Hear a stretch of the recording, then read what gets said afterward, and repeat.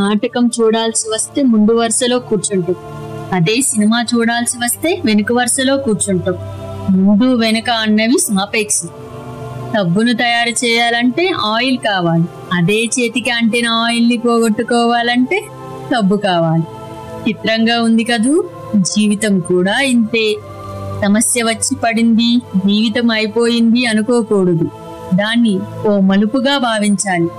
ఈ ప్రపంచంలో ఇద్దరు ఆనందిస్తారు. ఒకరు పిచ్చివాళ్ళు, మరొకరు చిన్నపిల్లలు. గమ్యాన్ని చేరుకోవాలంటే పిచ్చితనం కావాలి. చేరుకున్న గమ్యాన్ని ఆనందించాలంటే చిన్నపిల్లలు అయిపోవాలి. తాళంతో పాటు తాళం చెవి కూడా తయారు చేయబడుతుంది.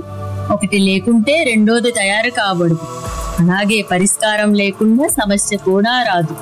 తూటా కంటే శక్తివంతమైనది మాట. ఒక్క మాటతో సంబంధం పెంచేసుకోవచ్చు. ఏ మాటతో లేని బంధాన్ని పెంచేసుకోవచ్చు కూడా. మనిషి సమాజంలో సూదిలా బ్రతకాలి, కానీ కత్తెరలా కాదు.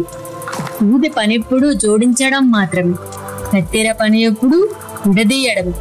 అందరినీ కలుపుకుంటూ బ్రతకాలి, కానీ కత్తెరలా విడదీస్తూ కాదు. నిజాన్ని మార్చే శక్తి ఈ ప్రపంచంలో ఎవరికీ లేదు, కానీ ప్రపంచాన్ని మార్చే శక్తి ఒక్క నిజానికి ఉంది. నీవు సంతోషంగా ఉన్నావంటే నీకు సమస్యలు లేవు అని కాదు, వాటిని ఎదుర్కోగల ధైర్యం, శక్తి ఉన్నాయని అర్థం.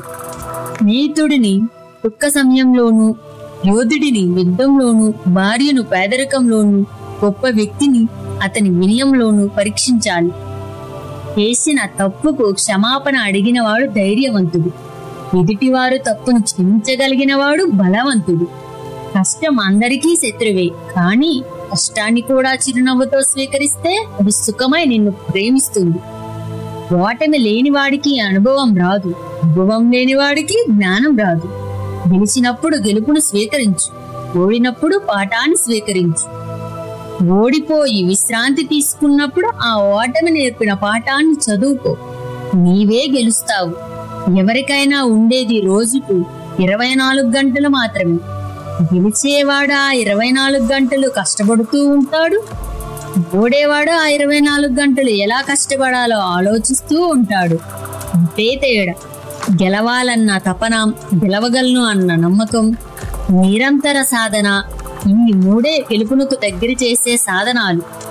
నేను గెలవటంలో ఓడిపోవచ్చు, కానీ ప్రయత్నించడంలో గెలుస్తున్నాను. ప్రయత్నిస్తూ గెలుస్తాను, గెలిచి తీరుతాను.